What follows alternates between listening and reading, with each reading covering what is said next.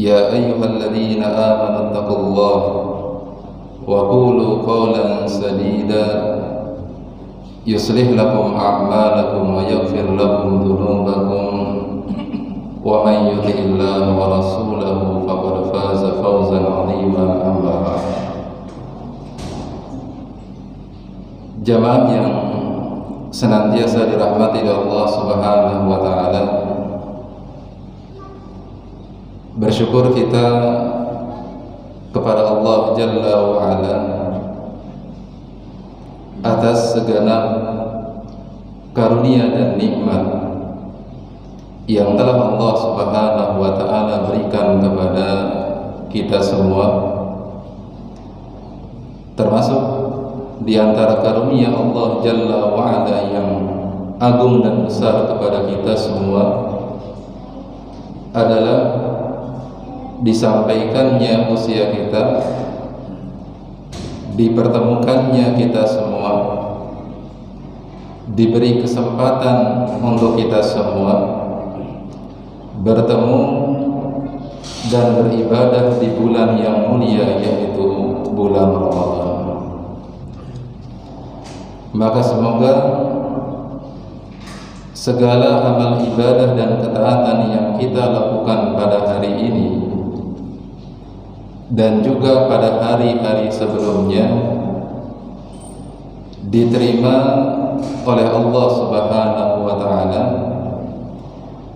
dan semoga di hari-hari yang tersisa Allah Jalla wa Ala berikan taufik dan hidayahnya kepada kita semua agar kita bisa istiqamah, agar kita bisa tetap menjaga amalan-amalan kita, bahkan mungkin akan semakin meningkat dibandingkan dengan hari-hari yang sebelumnya, agar kemudian kita bisa keluar dari bulan Ramadan ini dalam keadaan diampuni segala dosa-dosa kita oleh Allah Subhanahu wa taala. Amin ya rabbal alamin.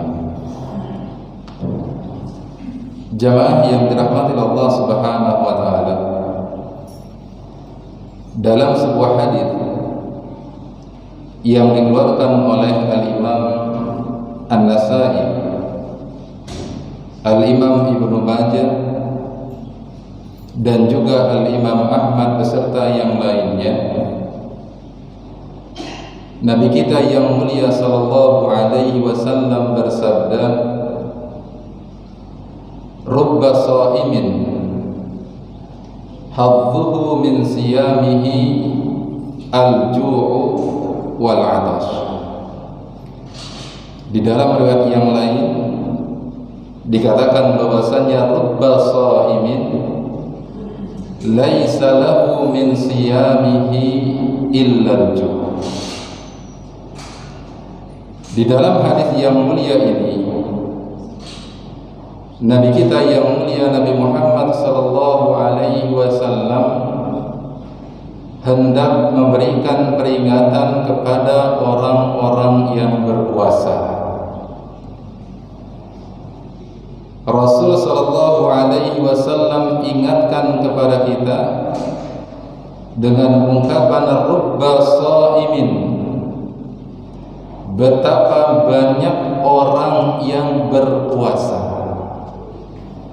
Di sini Nabi sallallahu alaihi wasallam mulai sabdanya dengan kata rubba, yang mana di dalam kaidah bahasa Arab kalimat rubba ini yufidul kathrah, menunjukkan bilangan atau jumlah yang banyak. Artinya Nabi sallallahu alaihi wasallam memberikan peringatan kepada kita bahwasanya kualitas daripada orang yang berpuasa sebagaimana yang akan disampaikan oleh Nabi sallallahu alaihi wasallam ini jumlahnya tidak sedikit, jumlahnya banyak. Rubba shaimin hadduhu min siyamihi al-ju' wal 'atash. Betapa banyak orang yang berpuasa, dia tidak mendapatkan kebaikan, dia tidak mendapatkan pahala dari ibadah puasanya, melainkan yang ia dapatkan hanyalah rasa lapar dan juga rasa haus. Maka ini sekali lagi adalah peringatan yang sangat keras dari Nabi sallallahu alaihi wasallam, bahwasanya banyak orang yang berpuasa tapi ibadah puasanya adalah ibadah puasa yang berakhir dengan sia-sia, karena dia tidak sedikit pun mendapatkan kebaikan, mendapatkan pahala daripada ibadah puasanya. Di dalam hadis yang lainnya, ketika kemudian Nabi sallallahu alaihi wasallam menaiki tangga sebanyak 3 kali, dan di masing-masing anak tangga beliau ucapkan amin, amin, amin. Lalu kemudian para sahabat Nabi sallallahu alaihi wasallam bertanya kepada Rasulullah sallallahu alaihi wasallam, "Wa Rasul sallallahu alaihi wasallam, kenapa setiap engkau menaiki anak tanggamu engkau mengucapkan amin?" Lalu kemudian kata Nabi sallallahu alaihi wasallam, dikarenakan tadi pada saat aku menaiki anak tangga tadi, aku mendengar Jibril alaihissalam berdoa kepada Allah Jalla wa'ala. Salah satu di antara doa yang dipanjatkan oleh Jibril alaihissalam adalah, celakalah, merugilah orang-orang yang mendapati kehadiran bulan Ramadan. Dia bisa berpuasa dan beribadah di bulan Ramadan, akan tetapi ketika bulan Ramadan pergi, ketika bulan Ramadan berlalu, dia keluar dari bulan Ramadan dalam keadaan belum diampuni dosa-dosanya oleh Allah Subhanahu wa ta'ala. Para ulama ketika kemudian menjelaskan dan syarah hadis rubba shaimin, mereka mengungkapkan beberapa alasan. Mereka menyebutkan kepada kita beberapa alasan kenapa puasa seseorang itu menjadi sia-sia. Kenapa orang yang berpuasa tersebut tidak sedikit pun mendapatkan kebaikan dan pahala daripada ibadah puasanya. Disebutkan oleh para ulama paling tidak disebabkan oleh 2 hal. Kemungkinannya satu di antara 2 hal berikut. Yang pertama, bisa jadi orang yang berpuasa tadi, ketika kemudian dia berpuasa, tidak mengikhlaskan niatnya karena Allah Subhanahu wa ta'ala. Maka sebagaimana lazimnya ibadah-ibadah yang lainnya, yang mana syarat diterimanya suatu ibadah, dia harus mengikhlaskan ibadah tersebut hanya kepada Allah Subhanahu wa ta'ala. Maka apabila seorang hamba beribadah kepada Allah Jalla wa'ala, mau itu ibadah salat, mau itu ibadah puasa, mau itu ibadah zakat, haji, umrah, dan segala ibadah-ibadah yang lainnya, kalau seorang hamba lakukan ibadah tersebut tidak kemudian didasari, tidak kemudian dilatar belakangi oleh keikhlasan kepada Allah Jalla wa'ala, maka ibadah tersebut adalah ibadah yang sia-sia dan tidak akan diterima oleh Allah Subhanahu wa ta'ala. Allah Subhanahu wa ta'ala berfirman, "Wa ma umiru illa liya'budullaha mukhlishina lahud-din." tidaklah manusia diperintahkan oleh Allah Subhanahu wa taala melainkan agar kemudian mereka beribadah kepada Allah Jalla wa Ala dengan penuh keikhlasan. Ya, dengan penuh keikhlasan. Maka ini adalah merupakan sebab yang pertama yang disampaikan oleh para ulama terkait tentang kenapa ibadah puasa seseorang berakhir sia-sia. Dikarenakan dia tidak mengikhlaskan ibadah puasanya karena Allah Subhanahu wa ta'ala. Kemudian yang kedua, dan inilah yang menjadi topik pembahasan kita pada kesempatan pagi hari ini, dan kita akan fokuskan pembahasannya pada pembahasan yang kedua ini. Sebab yang kedua tidak diterimanya atau kemudian berakhir sia-sia ibadah seseorang, ibadah puasa seseorang kepada Allah Jalla wa Ala, kata para ulama, dikarenakan ketika dia berpuasa dia tidak menjaga dan menjauhkan dirinya dari perkara-perkara yang diharamkan oleh Allah Subhanahu wa ta'ala.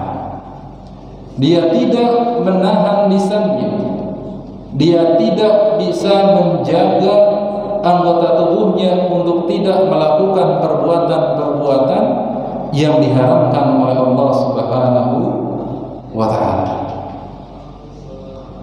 Rasulullah sallallahu alaihi wasallam bersabda dalam hadis yang dikeluarkan oleh Al-Imam Al-Bukhari,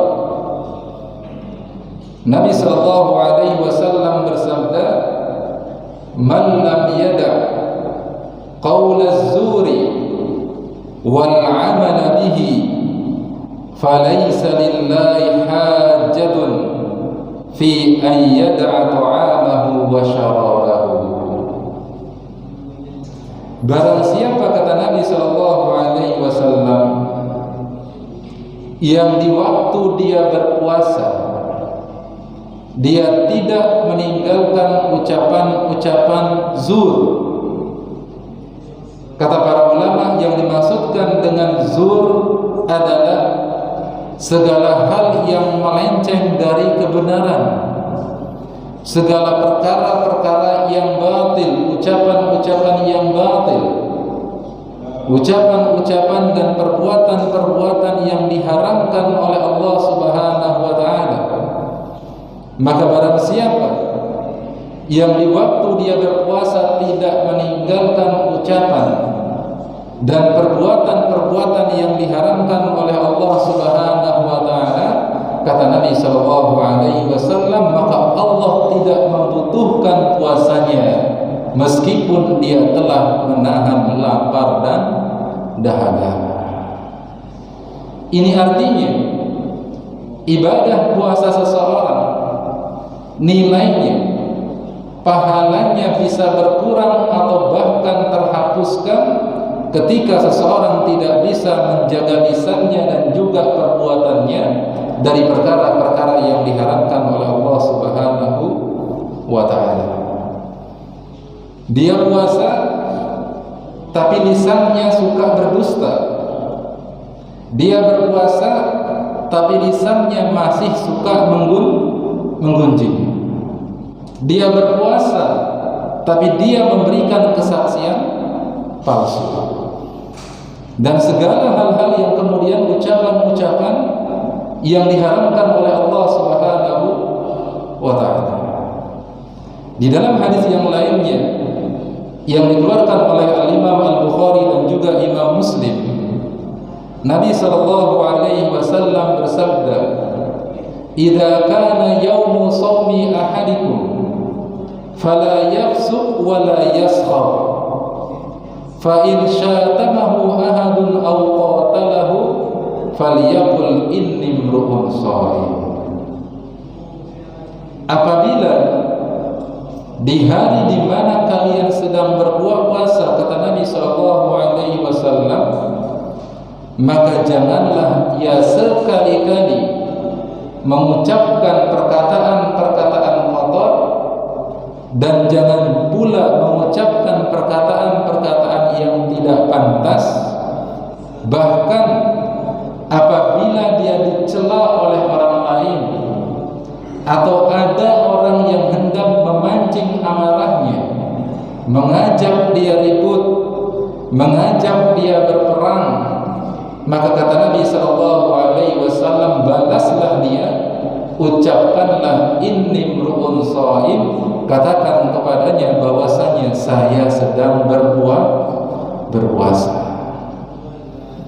Jadi kalau misalkan Bapak berangkat kerja, baru keluar dari rumah sudah ketemu macet, atau kemudian pulang dari kantor, baru keluar dari kantor sudah macetnya luar biasa. Yang kadang-kadang karena rutinitas macet yang seperti ini, lalu kemudian kita punya kebutuhan yang mendesak, apalagi kemudian dalam kondisi yang lelah, lapar, haus, dan lain sebagainya, ini biasanya emosi seseorang itu gampang terpancing. Maka disinilah fungsi daripada ibadah puasa ini, bagaimana kemudian agar kita bisa mengendalikan emosi kita, lalu kemudian tidak mengeluarkan perkataan-perkataan yang dilarang, perkataan-perkataan yang diharamkan oleh Allah Subhanahu wa ta'ala. Sahabat Jabir bin Abdullah radhiyallahu ta'ala anhu pernah berkata, dan ini adalah nasihat yang indah yang beliau tujukan kepada orang-orang yang berpuasa. Kata beliau radhiyallahu ta'ala anhu mengatakan, idza sumta falyasum sam'uka wa basaruka wa lisanuka 'anil kadhibi wal maharim wa da'anka adzal jar wal yakun 'alaika sakinatun wa waqar wa la yakun yawmu shaumika wa yawmu fitrika sawa.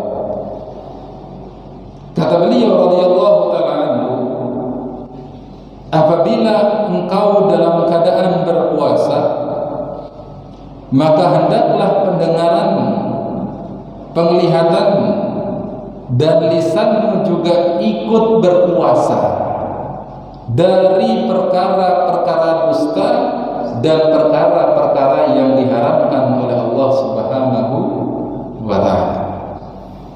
Maksudnya apa berpuasanya pendengaran, penglihatan, dan lisan?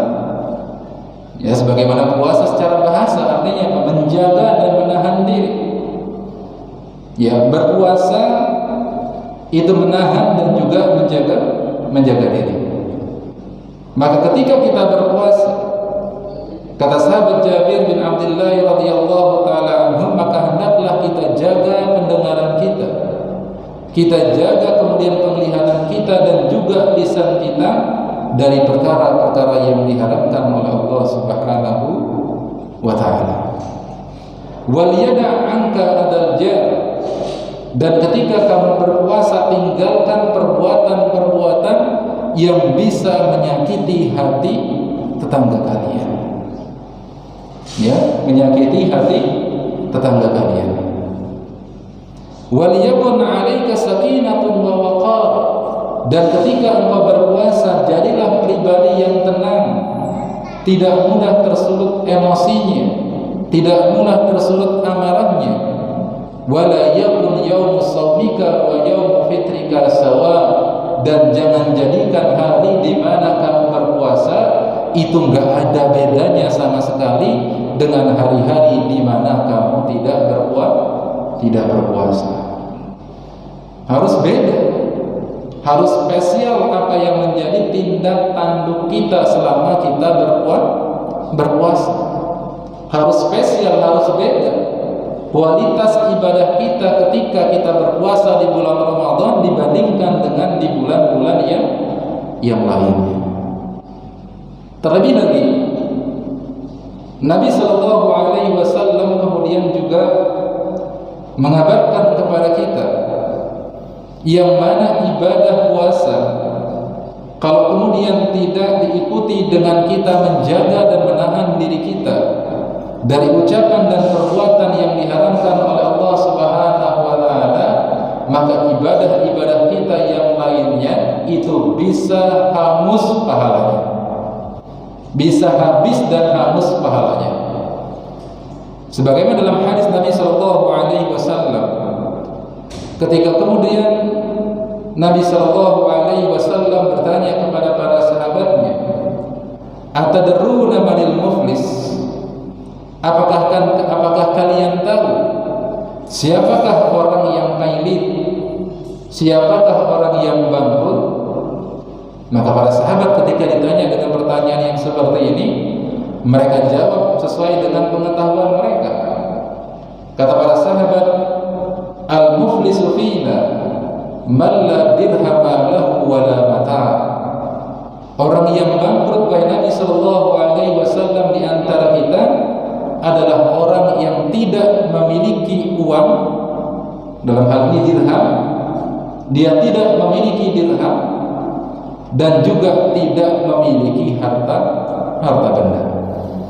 Inilah definisi bangkrut Rasul sallallahu alaihi wasallam menurut kami. Lalu apa kata Nabi sallallahu alaihi wasallam?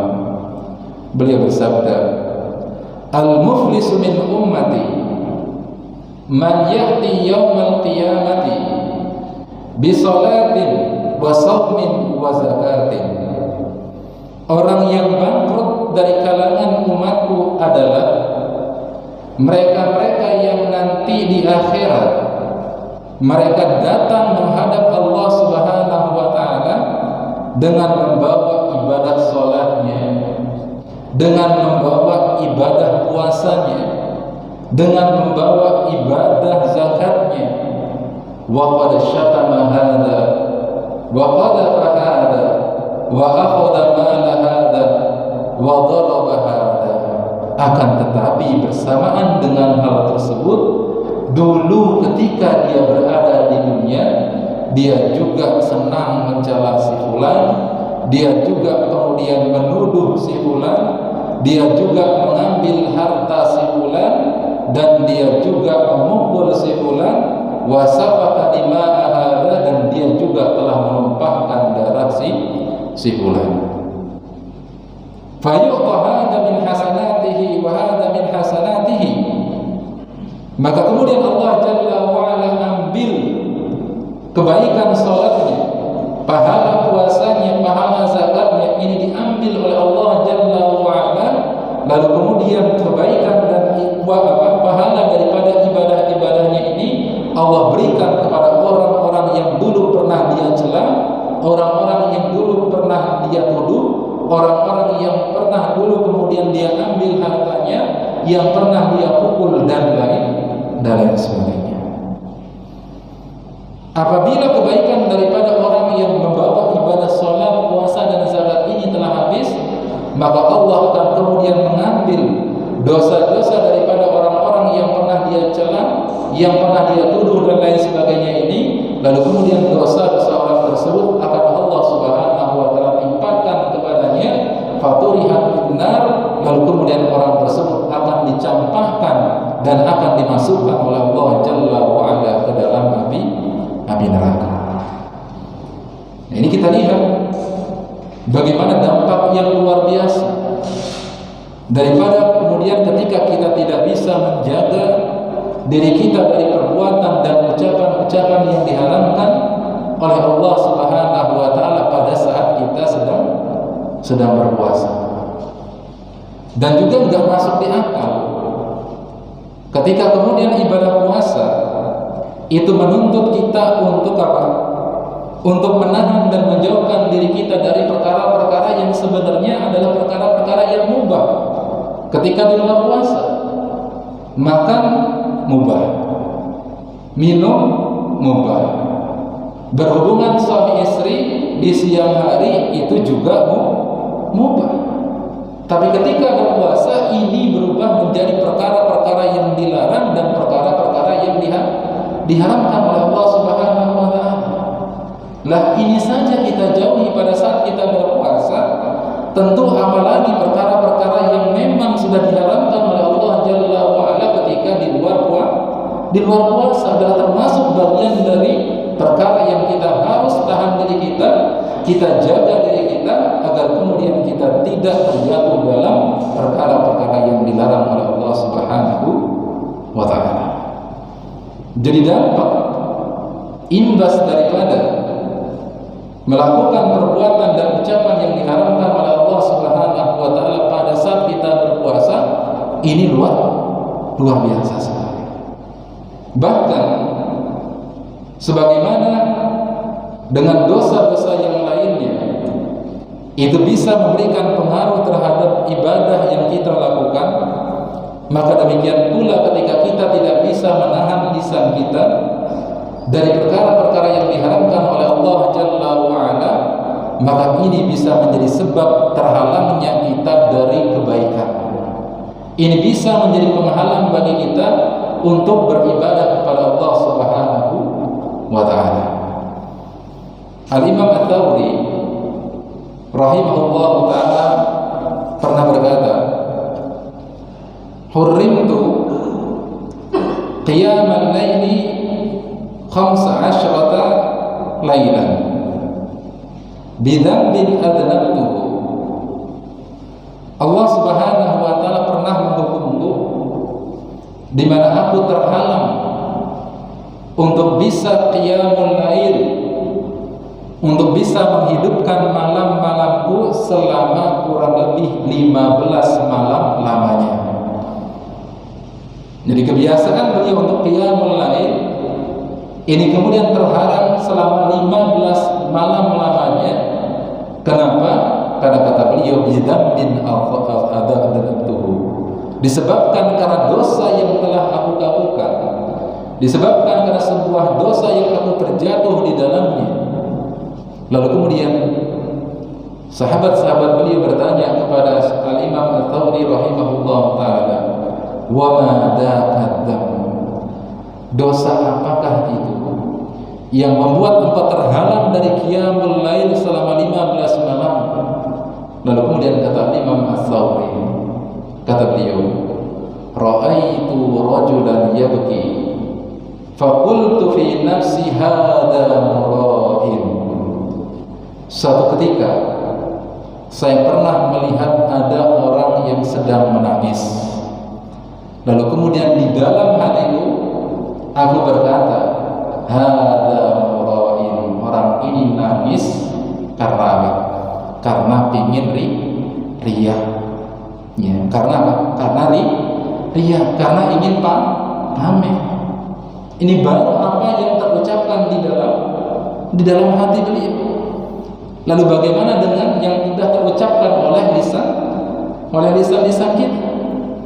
Makanya kalau kita misalkan merasa berat untuk melakukan suatu ibadah padahal sebelumnya kita konsisten, padahal sebelumnya kita kemudian continue melakukan ibadah tersebut, lalu kemudian kita terhalang dari kebaikan ibadah tersebut, maka bisa jadi disebabkan karena apa? Karena dosa-dosa kita kepada Allah Subhanahu wa ta'ala. Maka untuk menghindari tersebut, terutama agar kemudian kita tidak terjatuh dalam dosa-dosa yang disebabkan oleh lisan-lisan kita, karena ketidakmampuan kita untuk menjaga lisan kita, kata para ulama salah satu tipsnya, salah satu kiatnya agar kemudian kita bisa menjaga lisan kita dari perkara-perkara yang diharamkan oleh Allah Subhanahu wa ta'ala adalah dengan cara apa? Adalah dengan cara menghindari yang namanya fudulul kalam. Apa itu fudulul kalam? Fudulul kalam itu adalah berlebih-lebihan dalam berbicara, berlebih-lebihan dalam mengobrol, melebihi dari apa yang menjadi kebutuhan. Ya, kadang kita kalau istri minta izin kita, Pak, ya, atau Abi atau apalah, ya, izin saya mau ke rumahnya si fulana, mau ngasih hadiah. Ya, padahal kalau ngasih hadiah itu paling cukup berapa?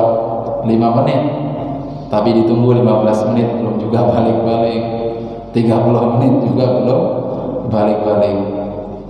Ya, nah ini apa? Melebihi daripada hajat. Kalau sudah melebihi daripada hajat, maka nanti akan apa? akan jatuh dalam perkara-perkara yang diharamkan oleh Allah Subhanahu wa taala. Nanti jatuh gonjing orang lain, menggibahi orang lain, dan segala yang diharamkan oleh Allah Subhanahu wa taala. Makanya para orang-orang dulu dari kalangan para sahabat Nabi sallallahu alaihi wasallam, ya, dari kalangan para sahabat Nabi sallallahu alaihi wasallam, mereka adalah orang-orang yang tidak menyukai yang namanya fudulul kalam, yang namanya terlalu banyak berbicara. Sebagaimana yang dikatakan oleh tabi'in, seorang ulama tabi'in, kalau tidak salah Atha bin Abi Rabah rahimahullah taala, beliau mengatakan bahwasanya inna man kana qablakum yakrahuna fudulal kalam, bahwasanya orang-orang sebelum kalian, berarti siapa? Para sahabat Nabi sallallahu alaihi wasallam, mereka adalah orang-orang yang sangat membenci terlalu banyak berbicara, terlalu panjang dalam mengobrol. Ya, terlalu panjang dalam berbicara, terlalu panjang dalam mengobrol. Al-Imam An-Nakhai juga menjelaskan kepada kita, yahlikun nas fi fudulil mali wa fudulil kalam. Di antara sebab yang menyebabkan manusia itu celaka, salah satu di antara dua hal. Yang pertama adalah fudulul mal, memiliki harta yang berlebih dari apa yang menjadi kebutuhan, dan yang kedua adalah fudulul kalam, terlalu banyak bicara melebihi dari apa yang menjadi kebutuhan. Ya. Jadi kalau kita ingin apa? Berbicara, ngobrol dan sebagainya, tidak terlarang sama sekali. Silakan ditunaikan sesuai dengan apa yang menjadi kebutuhan kita. Ya, kadang kita di WhatsApp itu kita punya banyak grup, ya. Ada grup A, B, C dan seterusnya. Mungkin satu orang ada yang punya 20 grup. Ya, alumni SD, SMP, SMA, kuliah, tempat kerja, belum lingkungan RT, RW, organisasi dan lain sebagainya. Ya, kadang-kadang ada sebagian grup yang apa? Isinya nggak manfaat. Isinya kalau nggak ghibah, ya biasanya nyebarin hoax, berita-berita yang nggak benar dan lain sebagainya. Dan uniknya lagi, nanti di antara kelompok orang tersebut, ini biasanya ibu-ibu, ya, bapak-bapak juga mungkin, ya.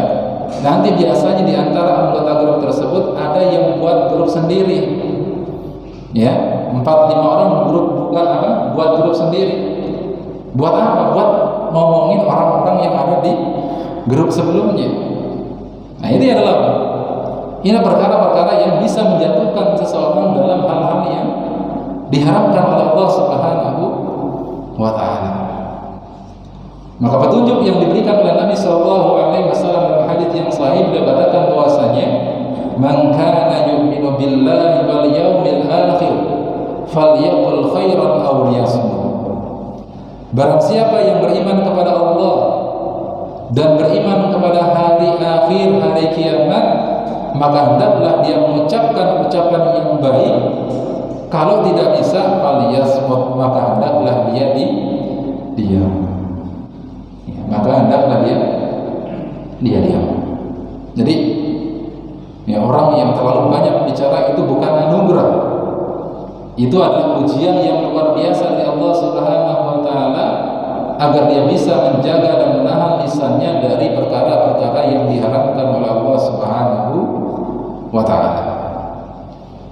Apalagi Al-Imam Ibnu Qayyim rahimahullah taala juga menjelaskan kepada kita, inna fudulal kalam yaftahu lil 'abdi abwaban minasyarr kulluha madakhilun lisyaitan.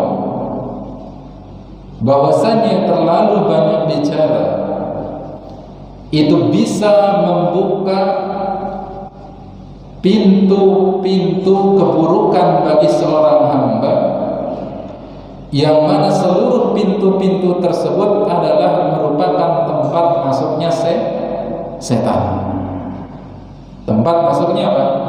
Masuknya setan. Fa imsaku fudulil kalam, maka ketika seseorang bisa menahan dirinya dari berbicara yang terlalu banyak, yasuddu tilkal abwabi kulliha, maka itu bisa menutup pintu-pintu tadi secara keseluruhan. Fakam min kalimatin afakam min harbin jarat bisababi kalimatin wahidatin, maka berapa banyak pertengkaran, pertikaian, peperangan itu disebabkan hanya karena sebuah kalimat. Ini kata siapa? Kata Al-Imam Ibnul Qayyim rahimahullah ta'ala.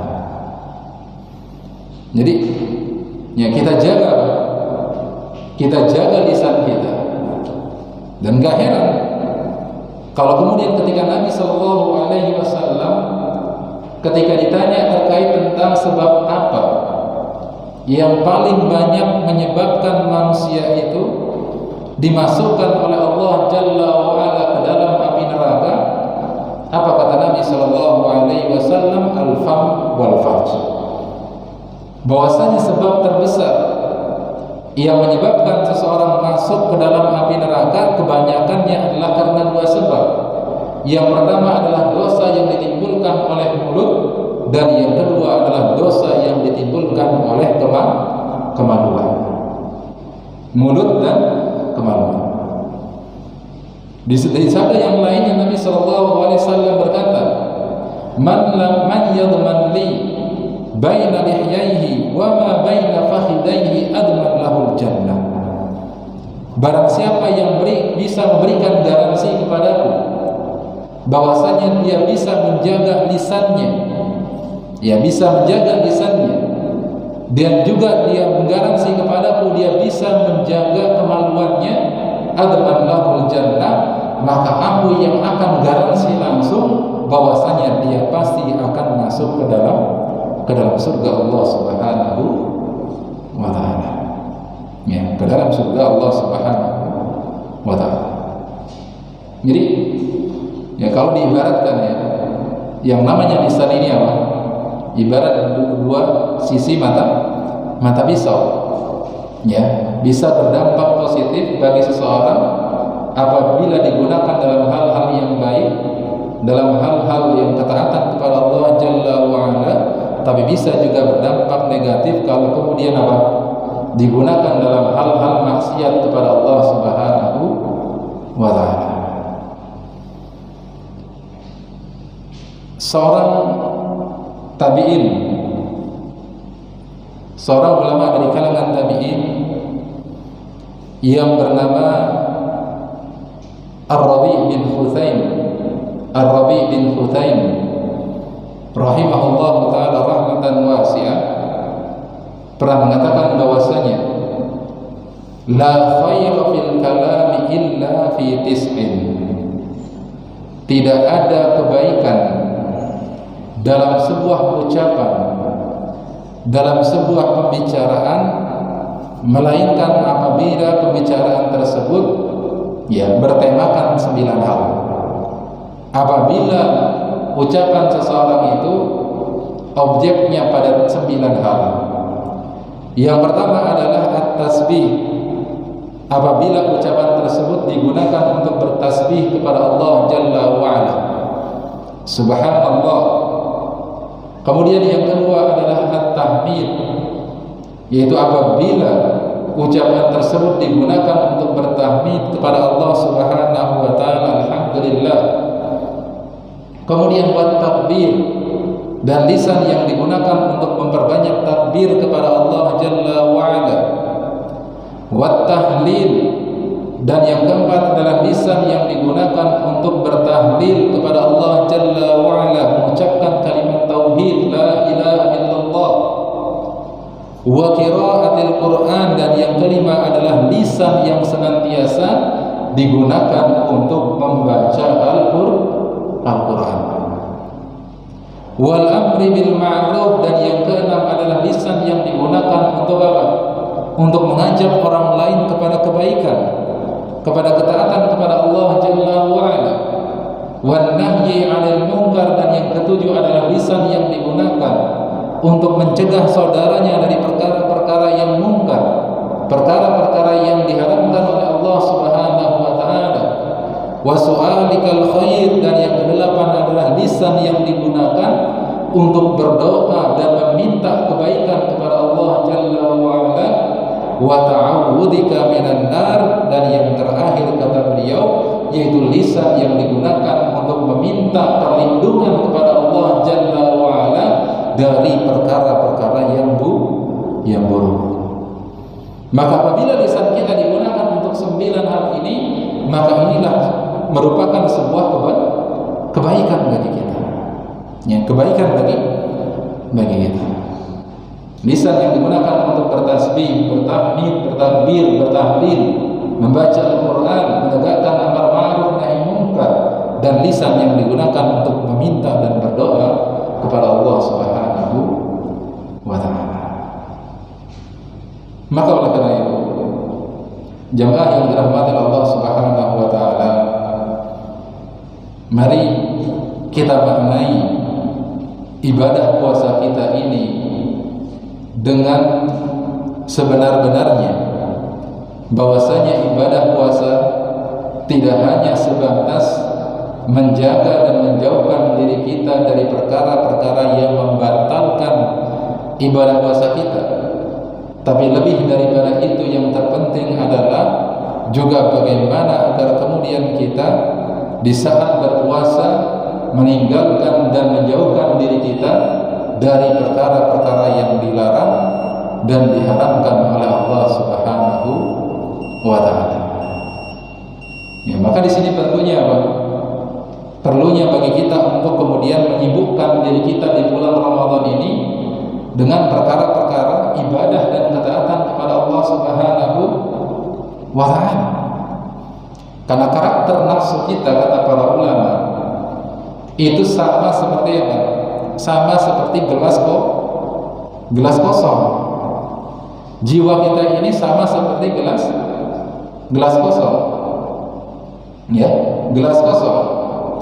Idza mala'ta bil ma'i imtala'a bil hawa. Yang namanya gelas kosong, kalau kita tidak isi dia dengan air, yang tentunya akan bisa memberikan manfaat yang luar biasa kepada kita untuk apa? Untuk menghilangkan dahaga, menghilangkan haus, atau untuk menggunakannya dalam hal-hal yang lainnya. Kalau kita tidak isi ia dengan air, maka yang terjadi adalah gelas ini akan diisi penuh oleh apa? Oleh angin, oleh udara, kosong. Maka demikian pula dengan hawa nafsu kita, dengan diri kita, dengan jiwa kita. Idza ma syaghaltahu bil haqqi syaghalaka bil batil. Kalau kita tidak sibukkan diri kita dengan perkara-perkara yang hak, perkara-perkara ibadah, ketaatan kepada Allah Jalla wa Ala, maka nafsu kita ini, maka jiwa kita ini pasti akan mengarahkan kita dalam perkara-perkara yang batil, perkara-perkara yang diharamkan oleh Allah Subhanahu wa ta'ala. Ya, perkara-perkara yang diharamkan oleh Allah Subhanahu wa ta'ala. Ya, maka momentum Ramadan, momentum berpuasa di bulan Ramadan adalah momentum yang terbaik bagi kita untuk memperbaiki diri kita, untuk bertaubat dan beristighfar kepada Allah Jalla wa Ala, untuk kemudian meningkatkan kualitas ibadah kita kepada Allah Jalla wa Ala, untuk kemudian kita meraih rahmat dan ampunan dari Allah Subhanahu wa ta'ala. Maka jangan sia-siakan kesempatan di bulan Ramadan ini untuk kita benar-benar maksimal ibadah kepada Allah Jalla wa Ala, dan kita tinggalkan diri kita jauhkan diri kita dari perkara-perkara yang sia-sia, apalagi perkara-perkara yang diharamkan oleh Allah Subhanahu wa ta'ala. Ya. Maka yang pernah saya sampaikan sampaikan, yang penting di sini kita di bulan Ramadan ini kita bisa manajemen waktu. Bagaimana kita bisa ya men-schedule kegiatan-kegiatan kita. Bagaimana kemudian kita mengagendakan setiap apa yang menjadi kegiatan-kegiatan kita, mulai dari bangun tidur sampai kemudian tidur kembali, dan kita konsisten dan kontinu untuk menjalankan apa yang menjadi agenda kita. Karena kalau tidak seperti itu akan sia-sia dan akan sayang sekali waktu-waktu yang kita miliki di bulan Ramadan ini. Ya, lihat di 10 hari pertama mungkin sudah ada beberapa orang yang berguguran ketika 10 hari pertama di bulan Ramadan. Padahal di awalnya dia ngegas. Makanya kalau diibaratkan bulan Ramadan itu sama seperti kita lari maraton, Pak. Lari maraton 30 hari, bayangin. Ya, lari maraton. Kalau orang nggak punya persiapan, ya, kalau kemudian orang nggak punya schedule yang jelas, persiapan yang mantap untuk menghadapi datangnya bulan Ramadan, maka dia akan gugur di awal-awal daripada bulan Ramadan. Nggak pernah pemanasan, nggak pernah berlatih dan lain sebagainya. Di awal semangat larinya, dia lupa ini masih lama, masih panjang perjalanannya. Baru 5 hari sudah kemudian capek, mentok ibadahnya. Ya, balik lagi seperti bulan-bulan yang sebelumnya. Nah, ini 10 hari pertama ini akan berakhir. Maka di 10 hari yang kedua, bagaimana kita menjaga kecepatan kita, bagaimana kita menjaga kualitas ibadah kita di 10 hari pertama. Bahkan kalau bisa cenderung grafiknya semakin naik, ya, semakin naik, karena kita akan mendekati hari-hari terakhir daripada bulan Ramadan, yang mana nanti 10 hari terakhir adalah merupakan puncaknya, adalah merupakan klimaksnya. Nah, makanya kita harus konsisten dengan ibadah-ibadah yang kita lakukan. Kata Nabi SAW, ahabbul a'mali ilallahi adwamuha wa in qalla. Amalan yang paling dicintai oleh Allah Jalla wa Ala adalah amalan yang konsisten, yang kontinu meskipun sedikit. Ya, mulai 10 hari pertama tadi mungkin target kita membaca Quran itu adalah 1 hari 1 juz, mungkin di 10 hari yang kedua dinaikkan, ya, 1 hari 1,5 juz atau 1 hari 2 juz, sampai kemudian nanti naik lagi pada 10 hari yang terakhir. Baik jamaah yang dirahmati Allah Subhanahu wa taala, demikian yang bisa disampaikan pada kesempatan pagi hari ini. Semoga bermanfaat bagi kita semua, dan semoga Allah Jalla wa Ala senantiasa memberikan taufik dan hidayahnya kepada kita semua, agar kemudian kita bisa beribadah kepada Allah Jalla wa Ala di bulan Ramadan ini dengan semaksimal mungkin, dan semoga Allah Jalla wa Ala menerima setiap ibadah yang kita lakukan di bulan Ramadan. Amin ya rabbal alamin. Barangkali ada pertanyaan, fadhil. Ya, silakan. Assalamualaikum warahmatullahi wabarakatuh. Kenapa? Istilah THR. Nah, apakah ada dalilnya? Terus kemudian kalau ada, lebih utama mana, memberi uang untuk puasa atau untuk hari lain? ya. Kalau THR itu tentunya tidak ada sunnahnya dari Nabi Shallallahu Alaihi Wasallam. Ya, itu hanya sebatas hadiah saja, dan itu adalah kebiasaan atau adat yang berlaku di negara kita. Ya, tidak ada kaitannya dengan ibadah kita kepada Allah Subhanahu wa taala. Itu hanya masuk bagian daripada adat kebiasaan, dan itu termasuk bagian dari hadiah. Tentunya akan lebih baik kalau kemudian, ya, sedekah yang kita berikan atau hadiah yang kita berikan kepada orang lain itu kita lakukan di bulan Ramadan. Karena dalam hadis dikatakan bahwasanya kana Nabi sallallahu alaihi wasallam ajwadun nas wa ajwadu ma yakunu fi Ramadan. Bahwasanya Nabi sallallahu alaihi wasallam adalah sosok yang paling dermawan dan kedermawanan Nabi Shallallahu Alaihi Wasallam itu semakin bertambah dan semakin meningkat ketika datangnya bulan Ramadan. Jadi kalau misalkan kita mau ngasih THR, ya anggap dan niatkan itu untuk sedekah di bulan Ramadan, ya, bukan kemudian ditunaikan nanti pada saat Idul Fitri. Lebih utama adalah kita bersedekah di bulan apa? Di bulan Ramadan. Dan ini berlaku pada seluruh ibadah dan ketaatan yang kita lakukan kepada Allah Jalla wa'ala. Itu yang paling istimewa, yang paling terbaik adalah di bulan Ramadan. Nah, ada lagi? Silakan. Iya. Di luar teknos, mereka sekitar dengan Ramadan. Aktivitas saya kan pilot. Pilot ya. Insya Allah. Pertanyaan banyak dari saudara-saudara kita di wilayah agak ke utara, seperti Denmark, kemudian Norwegia, karena mereka di musim sekarang itu siangnya hampir 21 jam. Masya Allah. Ada sebagian sebelum pandemi ini kalau bulan Ramadan mereka rihlah ke Damam, Arab Saudi atau ke Makkah dan Madinah sebulan. Biar mempersingkat ya. Nah, kemudian mereka posisi sekarang di sana itu nyaris mataharinya tidak tenggelam. Oh, nyaris. Tetap ada sinar, sehingga mungkin sulit membedakan malam dengan siang.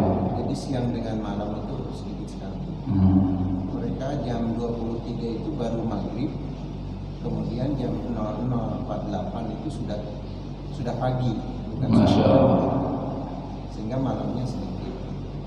Nah, kalau yang karena kondisi sekarang tidak keluar dari wilayahnya, maka puasanya itu banyak yang kurang, batal di sebelum maghrib. Waktu sholat normal dan arti ketika maghrib datang sholat maghrib. Isya pun demikian, meskipun maghrib itu waktunya kadang cuma 11 menit, setelah itu datang isya. Nah, seperti apa konsep fikihnya gitu kan? Yang kedua, mereka juga bertanya tentang kaitan tafsir dari surah Al-Qadr. Jadi Salamun ya hatta matla'il fajr. Nah, mereka bertanya kaitan dengan apakah itu ayat itu maknawi atau memang ditunjukkan bahwa para malaikat turun ke muka bumi mengucapkan salam sampai keluar fajar. Sementara fajar itu kan berputar seluruh dunia, hampir keliling. Iya. Dan berbeda-beda antara satu negara dengan lain. Sekarang di kita pagi, sementara di sebagian negara bagian di Amerika kan bahkan baru mulai maghrib kan. Iya. Nabi seperti itu. Iya, Pak. Nah, terkait tentang ibadah puasanya, terutama di sebagian negara-negara di dunia yang mungkin memiliki waktu malam yang lebih pendek dibandingkan dengan siang harinya, maka penjelasan yang disampaikan oleh para ulama adalah selama kita bisa membedakan waktu siang dan malamnya, maka berpuasanya sebagaimana puasa normalnya. Artinya mulai dari terbit fajar sampai kemudian terbenam matahari. Meskipun mungkin malam di negara tersebut akan menjadi waktu yang pendek. Yang jelas adalah selama kemudian kita bisa membedakan waktu malam dan siang harinya, maka tetap berlaku ya puasanya mulai dari terbit fajar atau sampai dengan terbenamnya matahari. Makanya antara satu negara dengan negara yang lain waktu berpuasanya bisa berbeda-beda. Ada yang 12 jam, ada yang 13 jam, bahkan tadi ada yang sampai 20 sekian jam. Ya, maka tetap berpuasa sebagaimana normalnya, mulai dari terbit fajar sampai dengan terbenamnya matahari. Ya, tentunya dengan panjangnya masa daripada berpuasa ini juga adalah momentum yang bagus buat orang-orang yang tinggal di negara tersebut untuk apa? untuk banyak dan semakin leluasa untuk apa? Untuk banyak melakukan ibadah dan ketaatan kepada Allah Subhanahu wa taala. Ya. Apalagi di waktu berpuasa itu adalah waktu yang apa? Mustajab untuk kemudian kita berdoa kepada Allah Jalla wa ala. Jadi semakin panjang waktunya, maka potensi ibadahnya juga semakin baik, semakin bagus. Ya, jadi tetap kalau memang bisa membedakan antara malam dengan siang harinya, maka sebagaimana petunjuk dari Allah Jalla wa ala agar kemudian kita berpuasa dari terbit fajar sampai terbenamnya matahari. Tapi kalau misalkan di dalam satu waktu kita nggak bisa bedain malam dengan siangnya, itu matahari ada terus gitu. Maka kata para ulama, orang yang tinggal di negeri tersebut menyesuaikan waktunya dengan negara yang terdekatnya, dengan negara-negara tetangganya, sehingga ngikutin waktu sholatnya, ngikutin waktu tetangganya, ngikutin waktu puasanya, juga ngikutin tetangganya. Itu dalam kondisi yang kita tidak bisa membedakan antara malam dan juga siang hari. Kemudian yang tadi terkait tentang Lailatul Qadar, bahwasanya para malaikat akan turun ke langit dunia, ya, pada malam Lailatul Qadar sampai kemudian apa? Sampai dengan terbitnya fajar. Apakah ayat ini dibawa kepada pemahaman yang sebenarnya atau hanya ya maknanya adalah maknawi saja? Dijelaskan oleh para ulama bahwasanya itu penjelasan ayatnya dibawa kepada makna yang sebenarnya. Ya, dibawa kepada makna yang sebenarnya. Ya, sama seperti ya terkait tentang turunnya Allah Subhanahu wa taala ke mana? Ke langit dunia di sepertiga malam yang terakhir. Ya, di sepertiga malam yang terakhir. Allah Jalla wa ala turun ke langit dunia, maka kita bawa pemahaman daripada hadis tersebut kepada makna yang sebenarnya terkait tentang bagaimana cara turunnya, lalu kemudian negara satu dengan yang lainnya berbeda-beda waktu dan lain sebagainya, maka itu menjadi kehendak dan kuasa Allah Subhanahu wa taala, dan kita tidak punya ilmu terkait tentang masalah tersebut. Cukup bagi kita untuk imani, cukup bagi kita untuk kemudian yakini terkait tentang bagaimana kaifiatnya, maka tentunya apa? Ini dikembalikan kepada Allah Subhanahu wa taala. Jadi kalau turunnya adalah dengan turun yang sebenarnya terkait tentang bagaimana caranya, maka itu tentunya adalah kehendak dan kuasa dari Allah Subhanahu wa taala, dan Allah Maha Kuasa atas segala sesuatu. Tidak ada yang tidak mungkin bagi Allah Subhanahu wa taala. Nah, mudah-mudahan bisa. Wallahu a'lam bissawab. Ini sekarang lagi libur, Pak. Lagi enggak terbang. Ada lagi? Cukup ya? Baik, Bapak-bapak jemaah yang dirahmati Allah Subhanahu wa taala, demikian yang bisa disampaikan pada kesempatan pagi hari ini. Yang benar datangnya dari Allah Jalla wa ala, dan yang salah berasal dari kejahilan diri saya sendiri dan juga dari syaitan. Fastaghfirullah li wa lakum. Ditutup dengan doa kafaratul majlis. Subhanakallahumma bihamdika asyhadu an la ilaha illa anta astaghfiruka wa atubu ilaik. Assalamualaikum warahmatullahi